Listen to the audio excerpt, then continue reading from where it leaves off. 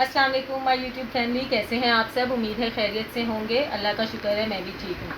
जैसा कि आप सब जानते हैं, जश्न आज़ादी करीब आ चुका है। 14 अगस्त आने वाली है। हम सारे पाकिस्तानियों को इस दिन का बड़ी शिद्दत से इंतज़ार होता है, क्योंकि कायदे आज़म ने ये मुल्क हमारे लिए आज़ाद करवाया था। हम आज इसमें सुकून से, इत्मीनान से एक आज़ादाना ज़िंदगी जी रहे हैं। काफ़ी अरसे से जी रहे थे, लेकिन कुछ पिछले 4-5 साल से कुछ ऐसा होना शुरू हो गया है 14 अगस्त पे, जिसे सोच के देख कर मैं काफ़ी ज़्यादा परेशान होती हूँ, हर्ट भी होती हूँ।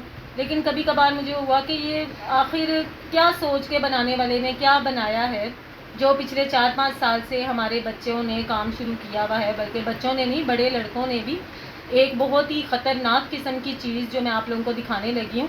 जश्न आज़ादी पे हम लोगों को झंडियाँ लगाएं, बड़े बड़े झंडे लगाएं, एक दूसरे से मिले, एक दूसरे को आज़ादी की मुबारकबाद दें, वो तो समझ में आता है। लेकिन ये इतना खौफनाक किस्म का, ये देखें व्यूअर्स, ये क्या है। ये हर आज़ादी के दिन पर 14 अगस्त पर इसको बजाना, और इसको हर उस जगह पे, रश वाली जगह पर बजाना जहाँ पे 4 लोग मौजूद हों। और फिर हमारे यहाँ की नौजवान नस्ल जो कि इतने तमीज़दार हैं, इतने समझदार हैं, जहाँ से 2 ख़वातीन गुजर रही होती हैं, वो इसको बजाना मस्ट ज़रूरी समझते हैं। ये आप क्या पैगाम दे रहे हैं? ये किस बात का जश्न मना रहे हैं? कौन सी खुशी है जो आप लोगों को बर्दाश्त नहीं हो रही है कि ये सब बजा बजा के आप लोग दिखाना चाह रहे हैं? फिर उसके बाद क्या होता है कि हमारे जो बच्चे हैं, मैंने देखा कि हम लोग बाहर निकलते हैं, वॉल के वॉल निकलते हैं, मोटरसाइकिलों पे 4-4, 5-5 बच्चे बिठाए होते हैं, किसी के हाथ में छोटा, किसी के हाथ में बड़ा, किसी के हाथ में फुल बड़ा, लेकिन होता यही बाजा है।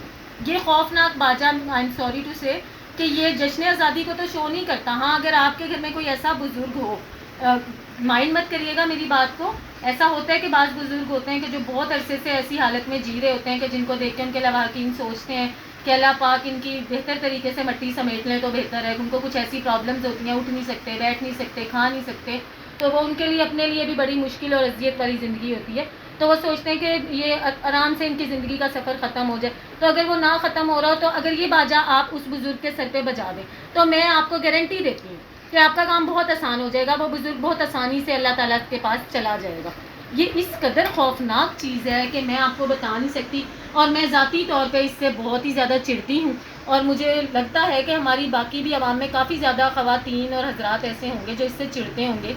मैं चाहती हूँ कि हम सब मिलकर इसका बाइकआउट करें और अपने बच्चों को समझाएं कि इसको ना ख़रीदें।